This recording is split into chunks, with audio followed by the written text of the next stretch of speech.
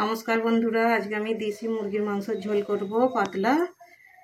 আমি মাংসটা ধুয়ে নিয়েছি, দই দিয়ে দিয়েছি, টক দই। এবারে মশলা মাখিয়ে নেব মাংসটায়।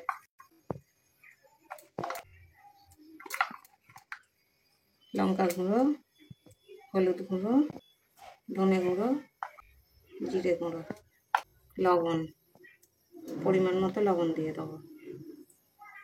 আদা রসুন একসাথে বাটা আছে, এটাও দিয়ে দেবো। তেল দিয়ে দেবো, সর্ষের তেল। বাকি তেলটা কড়াতে দিয়ে দেবো পেঁয়াজটা ভাজবার জন্য। অল্প পেঁয়াজ কুচানো দেবো। মাংসটা এবারে ভালো করে আমি মেখে নেবো।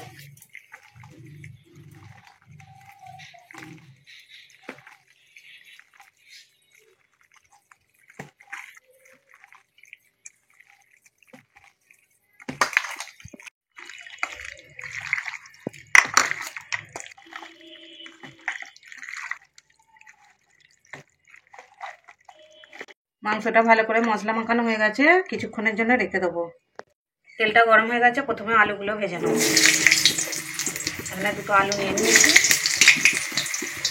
সামান্য লবণ দিয়ে আর হলুদ গুঁড়ো দিয়ে ভেজে নেব।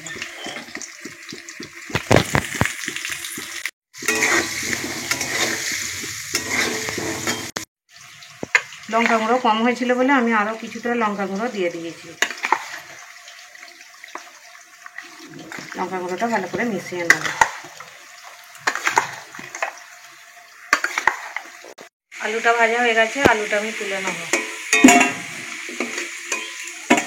এই তেলেতে শুকনো লঙ্কা, তেজপাতা আর জিরে ফোড়নেতে দিয়ে দেবো।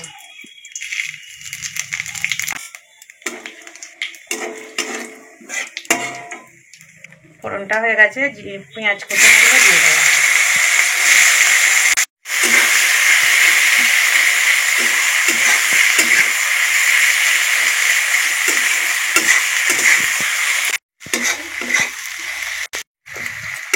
পেঁয়াজটা আমার ভালোভাবে ভাজা হয়ে গেছে, আমি এবারে মাংসটা, মশলা মাখানো মাংসটা ঢেলে দেবো।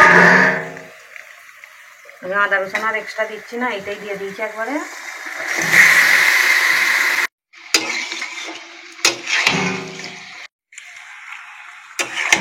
দেশি মুরগির মাংস বলে আমি তেলটা খুব একটা বেশি দিইনি, আমি সরষের তেলেই করছি মাংসটা।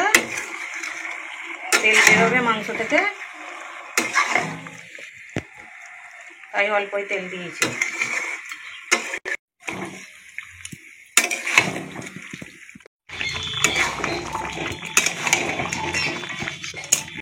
কুচনা টমেটোগুলো এবার আমি দিয়ে দেবো। এদিকে মাংসের জন্য গরম জল বসতে দিয়েছি। এই মাংসের গাম পাতেই গরম জলটা আমি বসতে দিয়েছি, মাংসতে দেবো।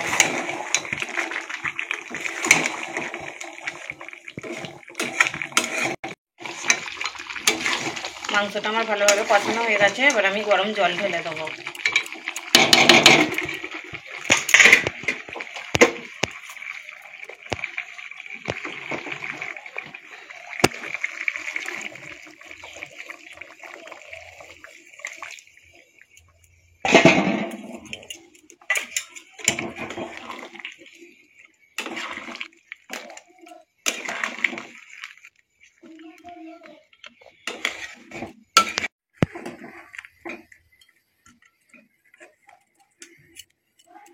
আরও অল্প লবণ দিয়ে দেবো। ভেজে রাখা আলুগুলোও দিয়ে দেবো।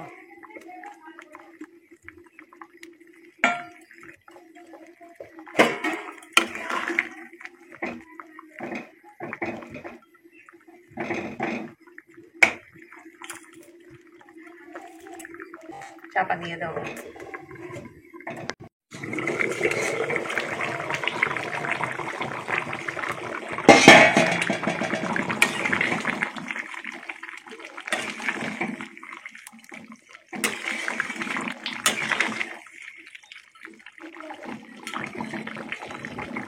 মাংসের ঝোলটা আমার হয়ে গেছে, আমি এবারে নামিয়ে নেবো। গরম মশলা দিয়ে নামিয়ে নেবো। বেটে রাখা গরম মশলা,